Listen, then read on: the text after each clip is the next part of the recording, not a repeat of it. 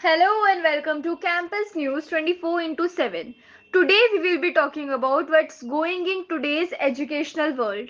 Heavy rains trigger closure of educational institutions in Himachal Pradesh. Delhi government declared holiday for offices, schools and colleges from September 8 to September 10th for G20. CM Mamata Banerjee launches anti-ragging helpline for all educational institutions.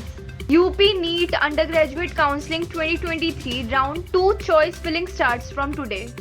Recruitment for 362 posts in Indian Navy. 10th past candidates can apply soon. UGC urges institutes to organize special assembly for Chandrayaan 3. Students of IIT, IIM and all university will see live landing of Chandrayaan. SFI demands probe report on Jadavpur University students' death in 2 days.